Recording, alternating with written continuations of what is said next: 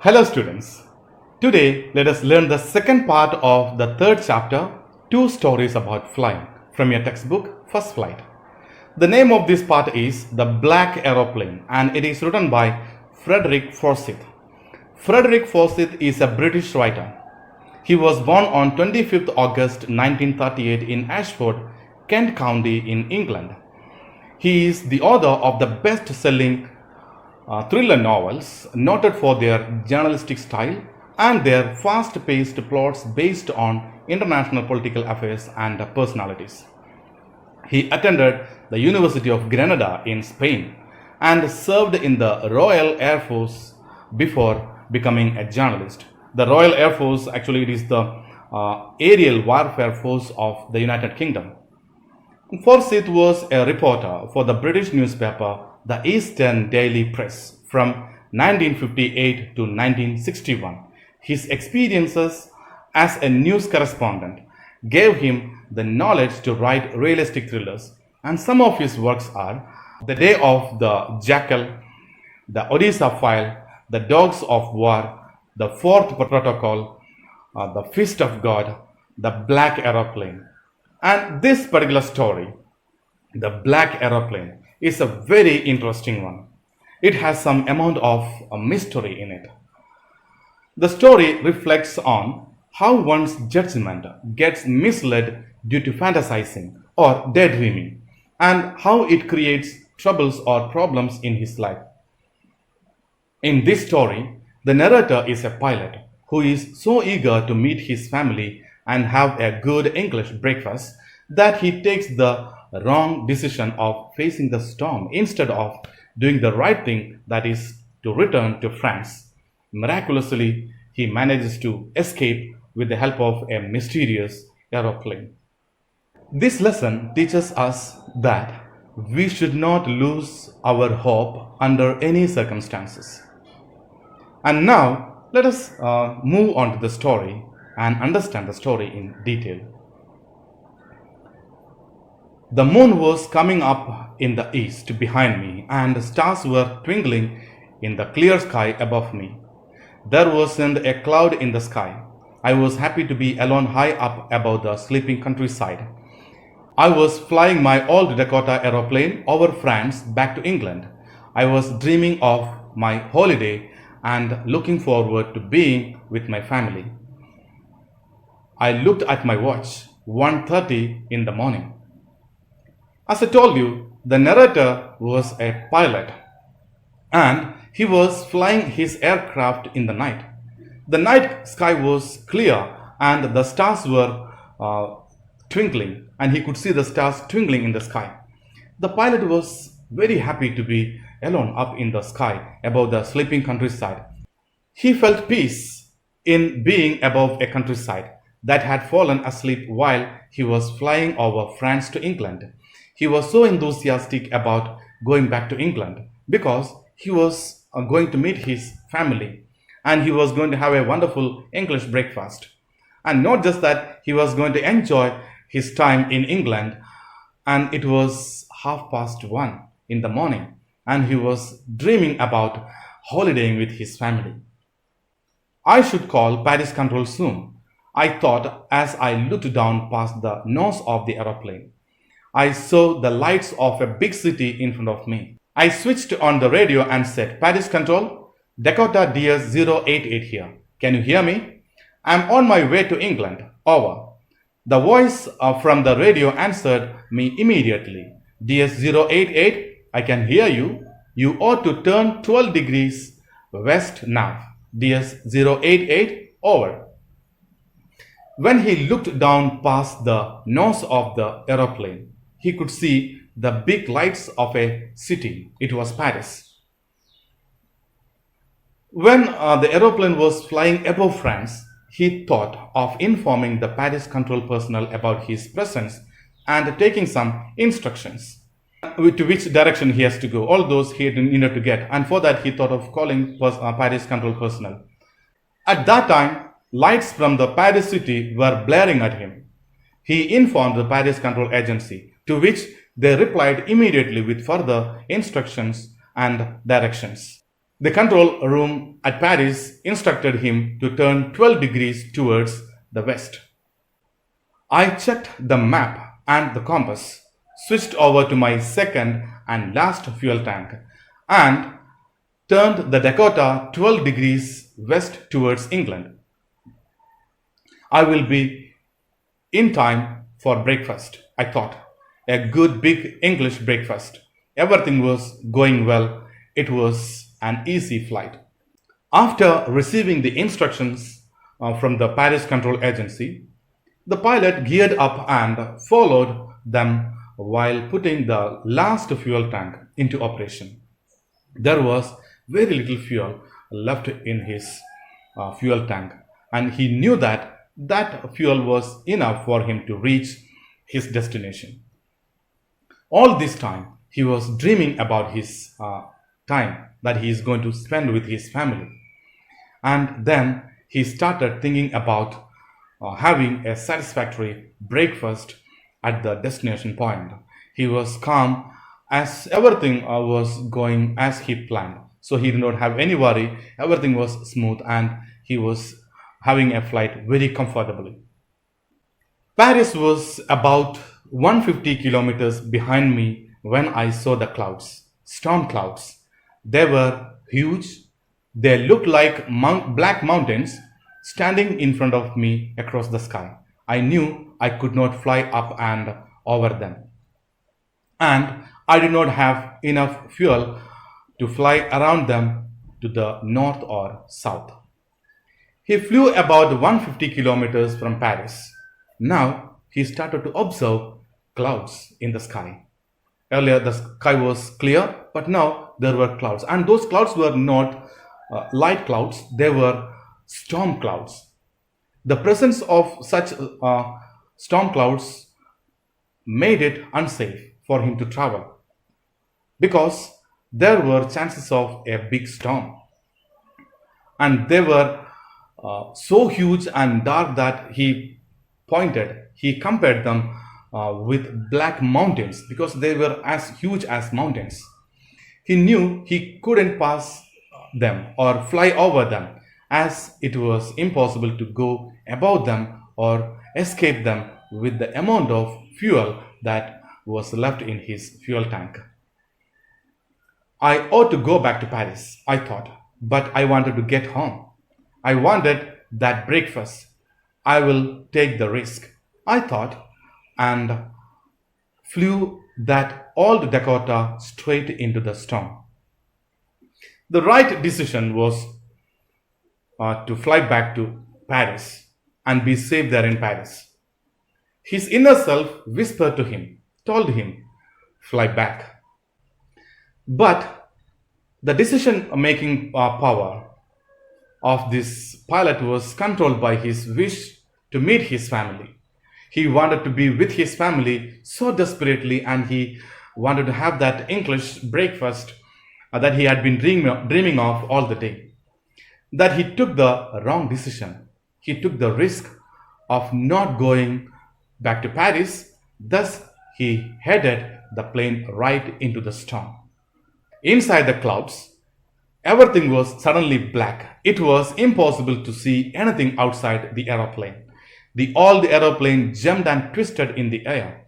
I looked at the compass. I couldn't believe my eyes. The compass was turning round and round and round. It was dead. It would not work.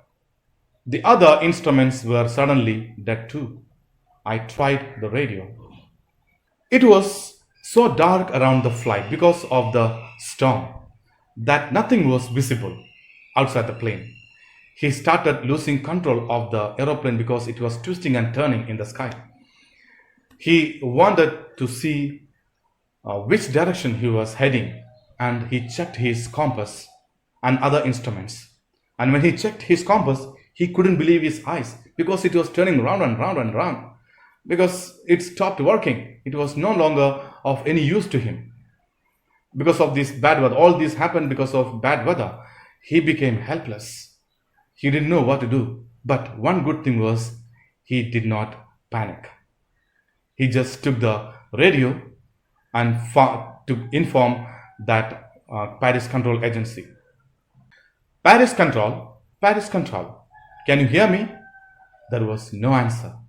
The radio was dead too. I had no radio, no compass, and I could not see where I was. I was lost in the storm. By taking the radio, he tried calling the Paris Control Agency to inform them because they had been of help to him when he started his journey. When he flew over Paris, he informed them and they gave him direction and they were helpful. So he thought of informing them about this trouble that he is in right now. But it was in vain because the radio didn't work. Nothing, no instrument. He had compass, he had radio, all those were dead because of the bad weather, and he was lost in the storm. Then, in the black clouds quite near me, I saw another aeroplane. It had no lights on its wings, but I could see it flying next to me through the storm. I could see the pilot's face turned towards me. I was very glad to see another person. He lifted one hand and waved. "Follow me," he was saying. "Follow me. He knows that I am lost." I thought he is trying to help me. In the midst of nowhere, when everything failed, his compass, his radio, everything failed, he saw a small ray of hope. He saw another aeroplane. Though it had no lights on its wings, he could see the flight next to him, next to his flight. He felt relieved when he saw another pilot's face and his willingness to help him.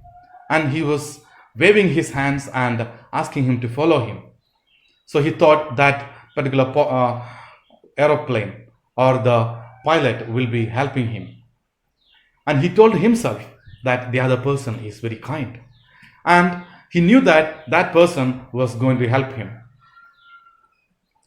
And he was at least relaxed and relieved there is someone else with him in that midst of the trouble that he is in right now. He turned his aeroplane slowly to the north in front of my Dakota so that it would be easier for me to follow him. I was very happy to go behind the strange aeroplane like an obedient child. The narrator was so relaxed now because he found another aeroplane and the willingness of that pilot to help him. The other pilot took his plane ahead of the narrator's aeroplane, and the narrator found it easier to follow the strange aeroplane, and he followed the strange aeroplane just like a small child. It's like an obedient child. He followed that aeroplane. After half an hour, the strange black aeroplane was still there in front of me in the clouds. Now there was only enough fuel in all the Dakota's last tank to fly for 5 or 10 minutes more. I was starting to feel frightened again, but then he started to go down and I followed through the storm. Suddenly I came out of the clouds and saw 2 long straight lines of lights in front of me. It was a runway, an airport. I was safe.